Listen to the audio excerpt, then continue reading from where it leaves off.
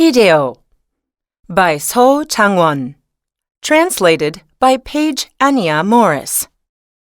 Hideo was a man of many secrets, one of them being that his biological father was Japanese, and so he'd spent his childhood in Kyoto. We were walking down a quiet street one late afternoon when he told me this. From that day on, he would occasionally reveal more of these glimpses into his younger years. And later, I was able to thread these piecemeal incidents from his early life into one cohesive story. Hideo was born on the outskirts of Kyoto, in an ordinary residential area, a far cry from what Koreans might imagine when they think of Kyoto, the travel destination. Hideo himself couldn't remember the place in any real detail. Even as he described the humid summers, or the trees so enormous you couldn't see the tops of them, he would add that it was hard to tell whether these were actually his own memories or simply details he'd imagined after seeing or hearing about the city somewhere else. All the memories he was sure of were bad ones, like how his desk in elementary school was covered in dirty words for Koreans. Zainichi, Chosenjin, Chong. Or how the boys always kicked his bag around like they were playing soccer. Or how they would make fun of him by changing the lyrics to K-pop songs and singing them at him. Things like that. Once, the other kids beat him up so bad they broke his nose. That evening, his parents had a serious talk about moving to Nagoya for their son's sake. Hideo's father called him in, sat him down, and warned him that in Nagoya they would have to hide the fact that Hideo's mother was Korean. Surprised, Hideo turned to his mother, where she sat at the dinner table. He wanted to confirm that she agreed with what his father was saying. As far as he knew, his mother had never once tried to hide her heritage. But in that moment, she lowered her gaze, looking neither her husband nor her son in the eye. Hideo's father spoke again. "Either way, we're going to keep living here, so let's do it that way." That night, Hideo couldn't get to sleep on account of the pain in his nose, the blood trickling down his throat, the thought of his mother's placid face, and the very welcome fresh start awaiting him in Nagoya. But his parents remained on the fence about going, and through some convoluted process of reasoning that Hideo could not at all fathom, they decided to get a divorce. Hideo's mother returned to her parents' home in Gyeonggi-do, taking him with her. And from then on, Hideo completely buried the existence of his Japanese father and his former life in Japan. Until the day he confessed this secret to me, he hadn't even told anyone that his first name had been Hideo. The first time I saw Hideo was in a classroom in the drama school building. This was in March before the cherry blossoms bloomed, and 8 students, including me and Hideo, were sitting at desks that had been arranged in a circle.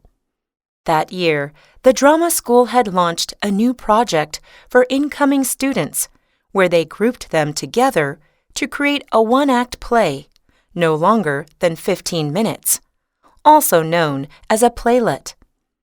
These students would gather in teams before the semester began to prepare, and at the start of the school year in March, they would stage their plays in the drama school's little theater, a one-of-a-kind welcome reception for the new students.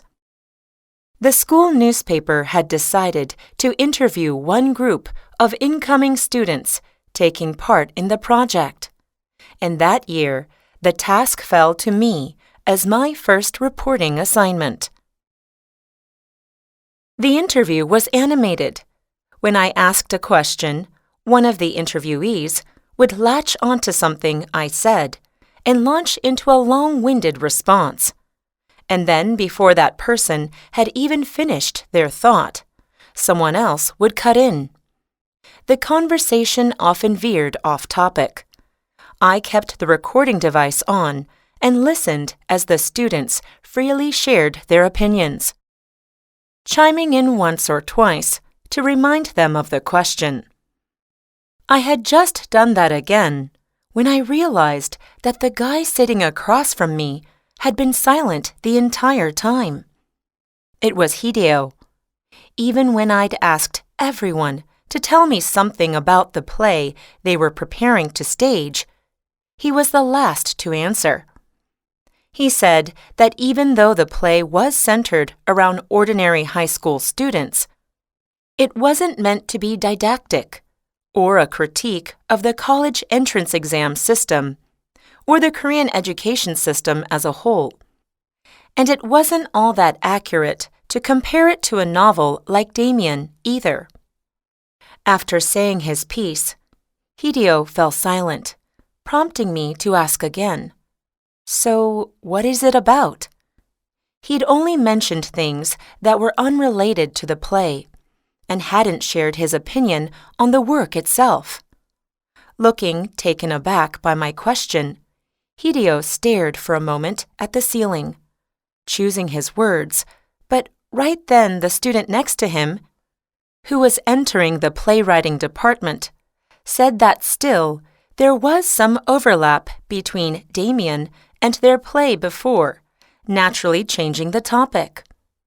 After that, Hideo silently watched the conversation unfold among the others, like he was in the audience of a panel debate. During the more than 2 hours of the interview, all I scribbled down about Hideo was shy, no self-conviction. When I ran into Hideo again, it was in a dim basement classroom in the film school on the last day of August, the start of the fall semester. As soon as the professor entered the room, he told a student sitting near the wall to cut the lights and started up the beam projector. Hideo slid into the classroom through the back door just as the projector powered on, filling the room with a faint blue glow. He approached the seat next to me and set down his giant backpack. There weren't many empty seats, so it wasn't like he was trying to sit next to me. Still, I recognized him right away, and he recognized me too.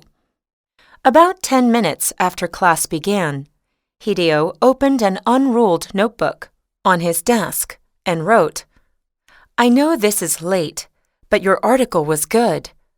From then on, we started writing notes to each other about all sorts of things.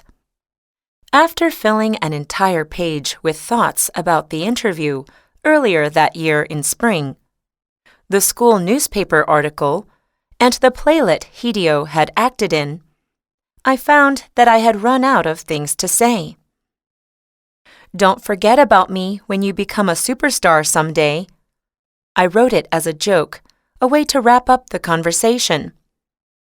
"You think I can become an actor?" "I do." "Thank you very much." "You don't seem like an acting student." "Is that a good thing?" "Of course. Is it not?" I actually chuckled as I wrote that, thinking of the guys in the acting department who were always singing and running lines in the hallways. I'd never once thought they seemed cool. A little while later, Hideo wrote a reply. "In that case, thank you." In the next class and the class after that, the professor kept the room dark the entire time as he played us classic films.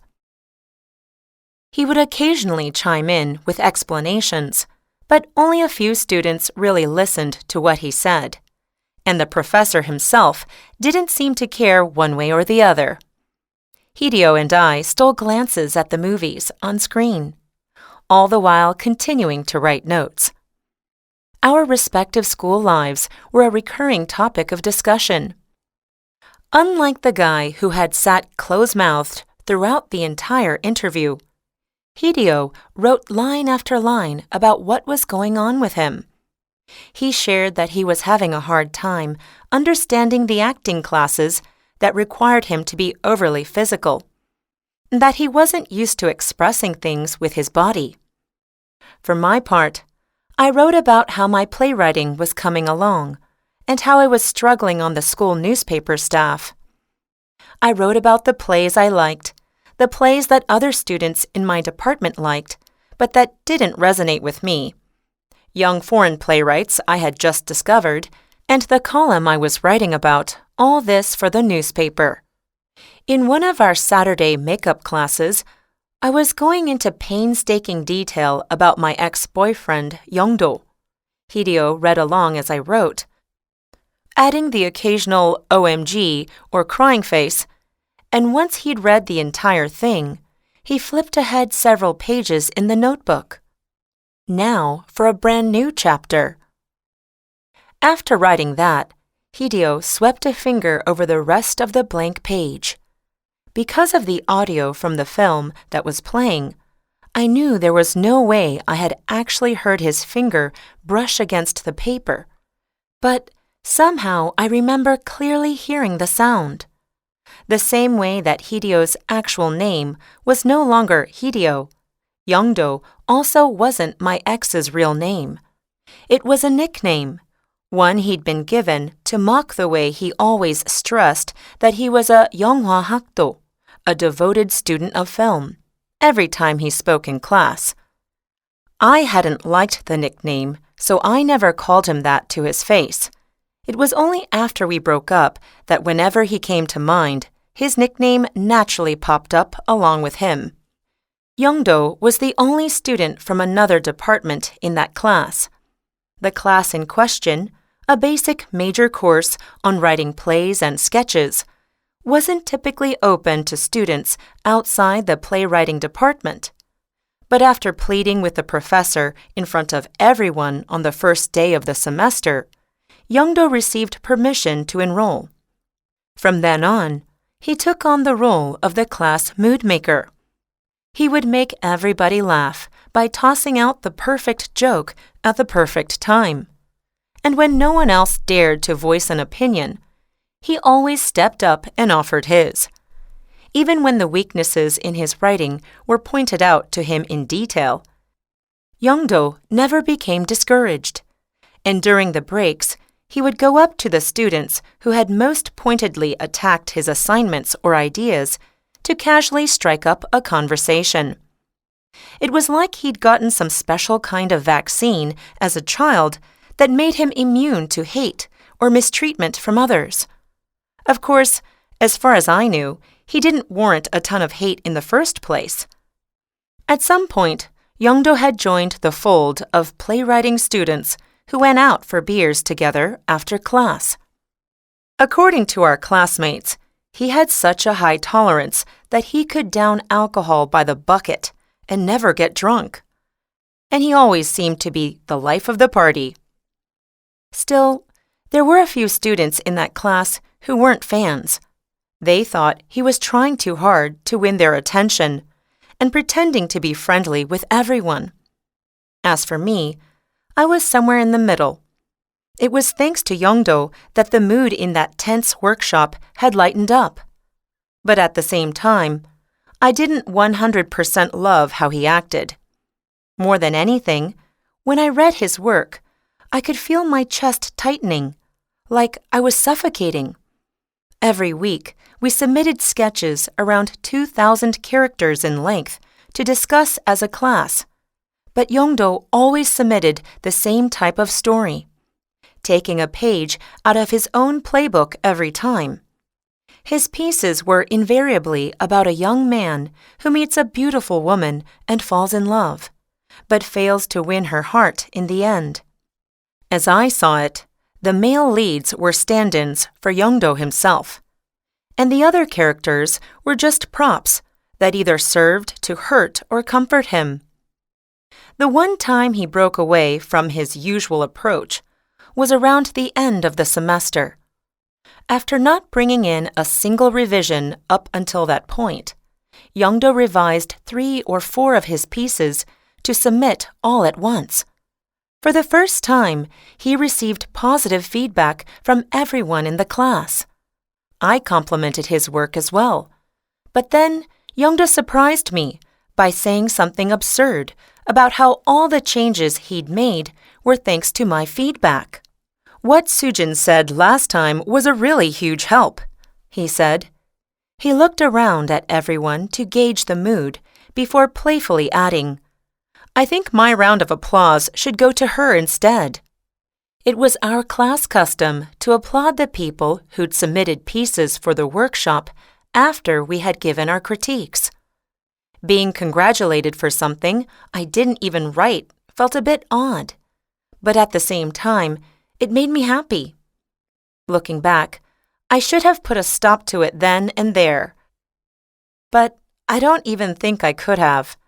At the time, it seemed so positive. I thought that, thanks to me, a guy who'd never once imagined the world beyond himself had changed. In reality, all Youngdo had done was revise a few short pieces. That day after class, he invited me out to a cocktail bar near campus, and I went. Later on, we ended up calling that our first date. The first time Hideo and I went out somewhere, outside the film school building, was after our last class before the Chuseok holiday. Our professor ended class an hour and a half earlier than usual that day for personal reasons, so we wrapped up a little past 3 in the afternoon. As I grabbed my bag and headed out of the classroom, it occurred to me that it was the perfect moment to casually suggest hanging out. I was planning to check out the exhibition the fine arts students were holding on the first floor of the library building, and I asked Hideo if he wanted to come. He said it sounded good to him. We walked down the sunlit halls of the film school building and crossed into the library, where we admired several installations. After that, we naturally made our way to a pho restaurant near the campus's back gate. That was where we ran into Youngdo. As I waited for my food to come out, a bunch of guys appeared outside the shop, and one of them was him. Just as I was wondering whether the guy in the hoodie really was him, he turned toward me and, if only briefly, we made clear eye contact. Honestly, I'd imagined and hoped for that exact situation, for Youngdo to see me with another guy so many times. But now that it was really happening, I was more than a little overwhelmed, and what happened next went far off script from what I'd envisioned. Hideo waved at one of the other guys in the crowd around Youngdo, and a moment later, the guy he'd greeted came inside. Up close, I recognized his face as one I'd seen a few times before. He must have been one of the underclassmen Youngdo had introduced me to ages ago. "You two on a date?" the guy asked Hideo. If Hideo had spared me a glance at that moment, and if that glance had contained even a hint of a question, I would have somehow sent him positive signals with my eyes. Of course, a deeper part of me hoped that Hideo wouldn't even have to ask, that he'd answer yes without hesitating. But he didn't. He didn't even look at me as he replied, "A date? As if. We're just eating." The guy nodded, then chatted with Hideo for a little longer before leaving. Later, I would think back on that moment countless times. The embarrassment and confusion I felt when Hideo firmly denied that we were on a date stayed with me long afterwards. Meanwhile, I started endlessly imagining things like what that guy might have reported back to Youngdo, and how Youngdo might have reacted to hearing it. Soon after, I started remembering our first date, much to my surprise. Something similar had happened that day at the cocktail bar. The bartender asked me if the guy sitting next to me was my boyfriend. Youngdo, who had been listening to our conversation, cut in without hesitation to say, "I'm working on it." The bartender told Youngdo that he was cheering him on and slid a free cocktail with a slice of dried orange on top toward me. Thinking back on it, Youngdo was the type of person who knew when and where to take initiative, and he never let a chance to do so slip past him. When that underclassman friend of Youngdo's left, Hideo deftly made his way around the bend in the cramped shop and returned with water and pickled radish. We picked up in person where our written conversations in his notebook had left off. But what had just happened stuck with me. It was only when Hideo mentioned the name of a play I had written that I snapped back to my senses. "Nuna, I heard you're looking for actors," he said, observing me for a moment. "I want to audition." The title of the play Hideo was referring to was Slap Game. It was the 6th play I had written at the drama school, and had started as an assignment in one of my major classes in the fall of my 2nd year. It was the best thing I had written up to that point. I had to put on a staged reading at the end of the semester, the evaluation of which would also serve as an evaluation of the past 2 years of school. Ji-yoon, my director, was in the same boat as me. We would meet at a cafe near campus to discuss preparations for the show, but usually we just chatted about nothing much and parted ways without coming up with any specific plans. Ji-yoon had her hands full trying to figure out how we would pull off the scenes where one character slapped or was slapped by another, and I kept tweaking and tinkering with the script, determined to change even the most minor nuances. The biggest problem, though, was that one of the lead roles still remained uncast. We had uploaded Actors Wanted posts to the Everytime app and the school website, but before my lunch with Hideo, we hadn't had any luck finding the right fit. That day, Ji-yoon and I set up a simple audition for Hideo. I showed up first, drew open the heavy purple curtains, and opened the window. I still remember the autumn air that rushed in and the view that was so vivid outside. Hideo entered the classroom looking slightly nervous. He wore gray slacks worn smooth at the knees, a white shirt under a knitted vest that had started to pill in places, and Vans sneakers caked in dried mud, similar to how I imagined the problem student in the play would dress. Hideo took a seat on a chair set up in the middle of the classroom and started reading from the script.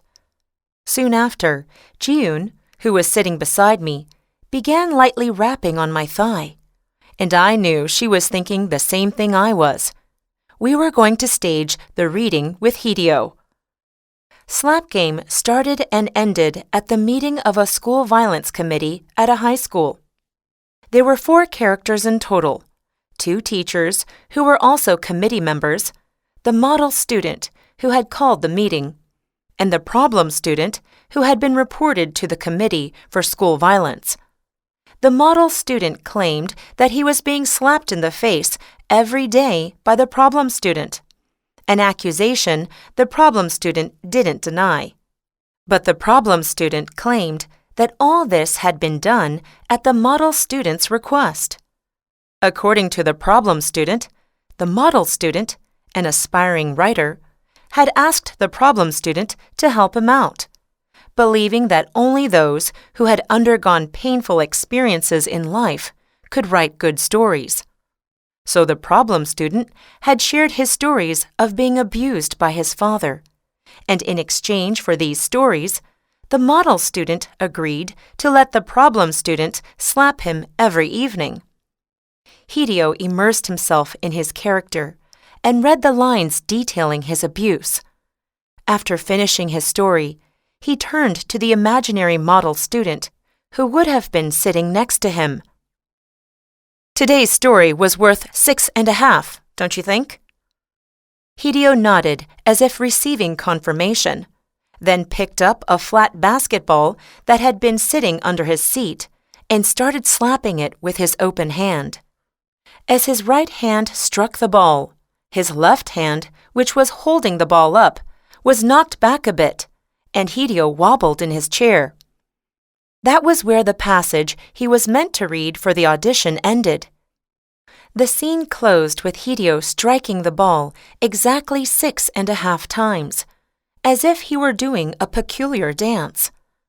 After Hideo left the classroom, Ji-yoon said excitedly, "He really has a talent for setting off your emotions." Shortly after, I called Hideo and told him he passed the audition. He asked if I might be free to join him for dinner in a bit. "I'd love to, but the film devotee needs to see me for something." Then I quickly added, "Could you wait for about an hour?" Young-do was standing in the dorm lobby looking at his phone, a familiar sight. He had on that field jacket he often wore in the fall, the one that came down to his knees and looked hot and cumbersome to me. Late the night before, he had texted me saying he wanted to pick up a book he'd loaned me. Apparently, he'd recently started working on a new screenplay he really needed it for. I decided to take the opportunity to sort through all his stuff that was still in my possession, and stayed up all night doing so. To avoid getting into an argument if any of his things got damaged in the process, I lined the bottom of a box with scrap paper and placed everything Young-do had saddled me with over the course of our relationship, several film magazines and books, records that served as mere decorations since I couldn't even listen to them in the dorm, inside. I felt a giddy sense of satisfaction as I imagined handing the box over to him. But unlike what I'd anticipated, Young-do took it with an indifferent expression. Without even looking inside to see if the book he'd mentioned was in there, he said, "Oh, by the way, that guy you were with that other time? I heard he was Japanese but got naturalized as a Korean." "Naturalized? No way," I said. At the time, I didn't have the faintest clue that Hideo was Hideo. Young-do shifted the box a bit and said with confidence, "I guess you didn't know, but everyone in the drama school does. They heard it from the staff member who handles all the enrollment paperwork." I soon realized that Young-do had contacted me just to tell me this, and that he was positive that what he was saying was true. Just then, I thought back to quiet Hideo among all his chatty fellow students and wondered if maybe what I'd just heard might explain something about the atmosphere that day. A moment later, Young-do rummaged through the box and took out a book, which he handed to me. It was an essay collection with a photo of the author, a film director I especially loved, on the cover. Shortly after, as I was walking to the restaurant with Hideo, I learned that this director had publicly come out in support of Me Too whistleblowers. We talked about the Me Too movement that had started up in various sectors of the film and theater worlds, but I didn't bring up what Young-do had told me. Instead, I praised Hideo on his acting, meaning every word I said. Hideo seemed to know intuitively which lines called for genuine anger and which ones required him to hide his true feelings as he sneered at the model student and teachers. Looking excited, as if he still hadn't come down from the high of his performance earlier, Hideo murmured, "I loved the script from the moment I read it, so I really wanted to do it, because I've always felt so wronged." Wronged? Once again mulling over what Young-do had told me, the words I'd been keeping in my pocket and fiddling with all evening, I waited for what Hideo would say next. Ever since I lived in Japan as a child, back then, I would get beaten up by the Japanese kids. They even broke my nose. They beat you so badly they broke your nose? I stared at Hideo in surprise. He glanced away, avoiding my eyes as if embarrassed, which gave me a better look at the sleek bridge of the nose he said had once been broken. I could now see that it was crooked, bent slightly to the left. A little later, as we continued walking, after finding that the restaurant we had been heading to was closed, Hideo confessed that it wasn't just that he'd lived in Japan when he was younger, but that he was Japanese himself, the son of a Japanese man who was still living in Kyoto. Hideo said it was his first time talking about his childhood. But as if he felt that he had to see it through to the end, he launched into a fairly long story without pausing to rest. As he spoke, night fell, and the street lamps came on, casting a ruddy glow on the roads. We walked in the direction of Hankuk University, along the Line 1 tracks, walled in by a sound barrier. "So that's why I really wanted to play that role," Hideo said. "Because I wanted to hit people too for once." He fell silent. He seemed to think his desire to hit people was both the conclusion to his story and an important clue as to why he'd auditioned for the problem student role in Slap Game. But I was at a bit of a loss, those words being so unlike my vague sense of Hideo up to that point. Of course, it wasn't that I couldn't understand him at all. He'd just told me his story of being bullied in his Japanese elementary school and having to hide his identity while attending school in Korea. But at the time, his resentment seemed so distant to me and even struck me as sort of alluring. I was looking down at my map app, trying to find a good restaurant, still a little dazed, when Hideo suddenly burst out laughing, saying, "Look at this." The palm of his hand was red and swollen from slapping the basketball not long before. "The bumps it left on my skin are still there," Hideo said, carefully holding out his hand as if inviting me to touch it. I brushed his palm with my index finger. Just as he'd said, the tiny bumps on the basketball had left impressions in his flesh. Some days after Hideo was cast in Slap Game, we had our first table read with the entire crew.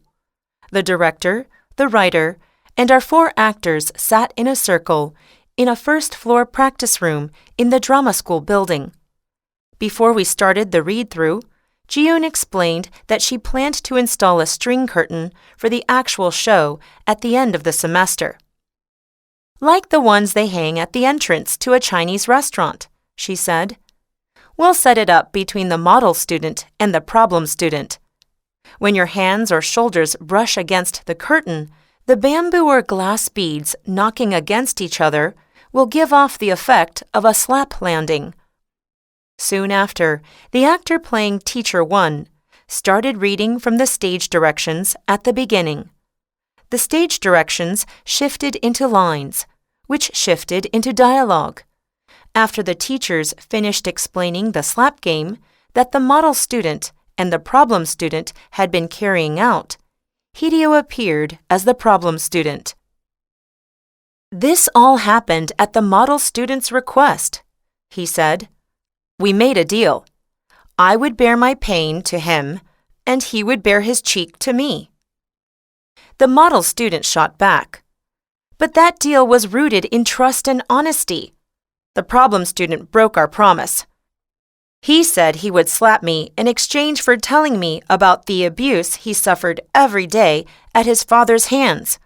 But it turns out his dad's been dead for 5 years. My dad may not be around now, but I'm telling the truth when I say he abused me. His death doesn't erase what he did.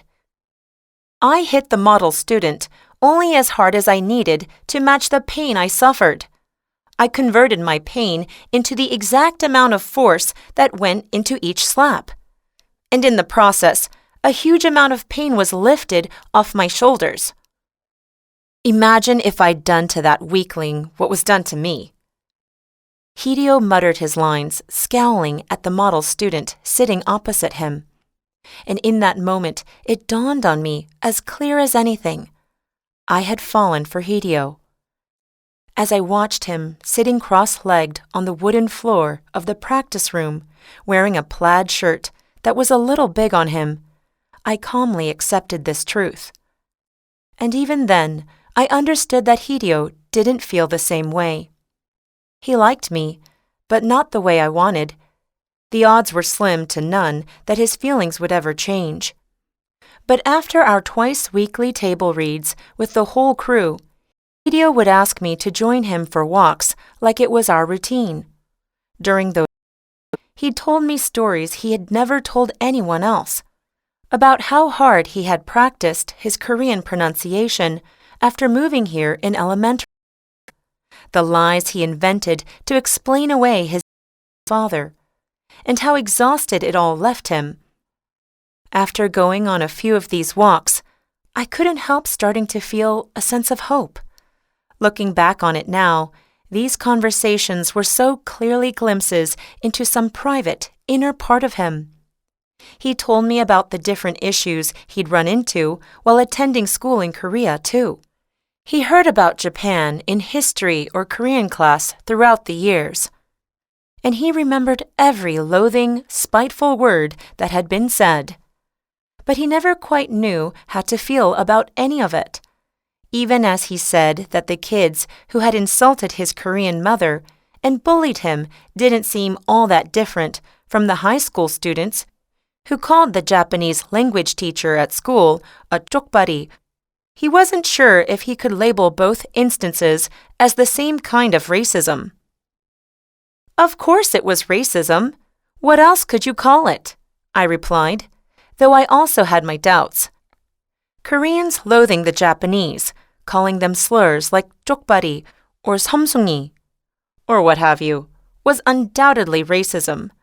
But Koreans disliking Japan and Japanese people, it seemed a bit more complicated to think of this as racism too.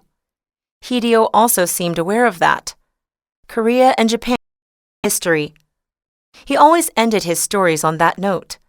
And then we would change the topic to talk about theater or college.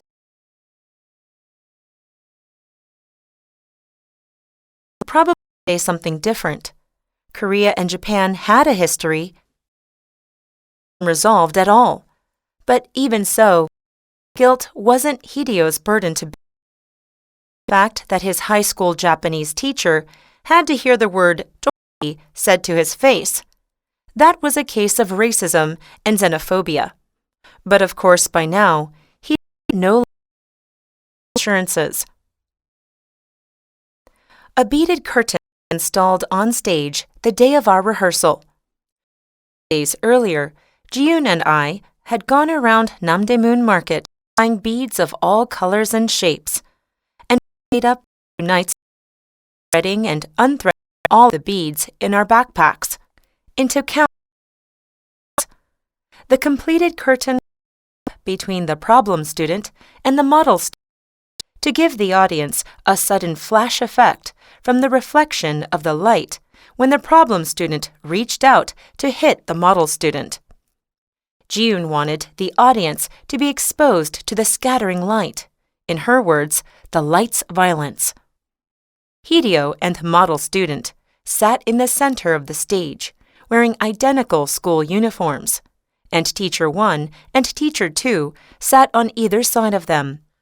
During the rehearsal, Jiyoon adjusted the location of the curtain and lights several times, as she and an upperclassman in the stage design department, who had agreed to help us out for the day, subtly shifted the beaded curtain and lights and tried turning them off and on. I sat in the middle of the audience seats and told them when the rippling beads reflected the most blinding light. It's bright, but it just looks pretty from here.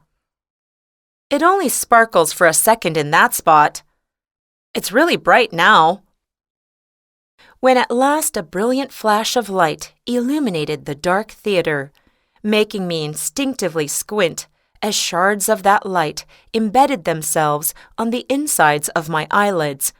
I made a big OK gesture above my head to say they had found the perfect spot. And inside that dazzling light, I saw Hideo, but not the same Hideo I knew. It was another version of him, the one he'd once told me about. Hideo had told me about his alternate self one evening, not long before the show. Instead of taking one of our long walks, we were sitting side by side on the low wooden benches in front of the drama school building and chatting for a bit. I didn't know it then, but in that moment, Hideo and I were the closest we had ever been, physically and mentally. As he watched the light fade from the sky, he murmured, "I think we'll be able to see the morning star," taking out his phone and snapping a photo. A moment later, he brought up how in his last year of high school, he'd suddenly changed his mind about his career plans and started commuting about an hour from Anyang, Gyeonggi-do to Gangnam to attend an acting academy. "There was one time I fell asleep on the bus home and completely missed my stop," he said. "When I woke up, it was pitch black outside, and I didn't know where I was. It suddenly occurred to me, what would I be doing if my mom and dad hadn't gotten divorced and we had all moved to Nagoya together?" Nagoya, the place where Hideo and his parents had vowed to become fully Japanese. I stared at him, not knowing how to respond. "Nuna, what do you think would have happened if I lived in Nagoya?" he asked. "If you lived in Nagoya, wouldn't things be similar to how they are now? You'd have had secrets to keep there too." Hideo nodded. "You're probably right. But I kept wondering what I'd be like if both my parents were both fully Japanese or fully Korean. What do you think?" "In that case, you wouldn't be the Hideo you are now," I said. "You'd be a different person." I thought of a movie I had seen not too long ago. You know, there's that Michelle Yeoh film, Just Like All Her Selves in the movie. Wouldn't your other selves be different in some ways to this version of you and similar in others? Hideo said he'd seen the movie too, then started searching for film stills on his phone. He fixed his eyes on one image of Michelle Yeoh in the movie, wearing a gorgeous dress and standing in the spotlight. "You know, Nuna, I want to become someone like this," Hideo said, which I took to mean that he wanted to be a version of himself that wasn't so wounded, that hadn't been bullied or made to carry all these secrets growing up. And almost intuitively, I thought again about Yeongdo. Those kinds of people, though, don't you think they could turn out to be terrible deep down? I said. Then I told him a story about Yeongdo. This was during a time when there had been a lot of weird debate surrounding feminist movies, I said. Around the time I had just started dating Yeongdo, he'd mentioned not liking this sort of film that had won an award at the film festival, claiming that the male director had made a feminist flick to curry favor with the critics. So only women directors can make feminist films? That can't be right, I said. And Yeongdo, clearly taken aback, snapped, "Women directors make those kinds of films because they're stuck in a victim mentality." He didn't think anyone could have a genuine interest in feminism or could explain their own lives through that framework. The whole time we dated, I tried to convince him that it was possible, but Yeongdo wouldn't budge. This sort of thing happened countless times with him. The more than 6 months that our relationship lasted was filled with these kinds of conversations. Hideo agreed that Yeongdo seemed terrible based on what I'd said, but he couldn't understand why I was drawing a connection between them or what made me think Hideo's other self might turn out like Yeongdo. Because Hideo's other self would just be him, minus the woundedness, the bullying, the secrets. Even I had trouble explaining why I had linked the two of them in my mind. Our conversation died down for a moment before Hideo looked up at the sky again and murmured, "We'll definitely be able to see some stars tonight." And a few minutes later, the stars actually began to appear. The day of the show, Hideo shone brighter than anyone, brighter than the other actors in our production, of course, but also brighter than any of the actors who took the stage for the other end-of-semester shows. It was shocking to remember that he was barely 20 years old, finishing only his second semester. After his performance in Slap Game, Hideo got called upon to star in many more drama school productions, and he became the most in-demand student in the acting department. He starred in a film student's thesis project, and that movie went on to receive a lot of attention on the Korean Film Festival circuit, leading to Hideo's successful silver screen debut. Even after the show, Hideo and I kept in touch, and we even had a few long phone calls. But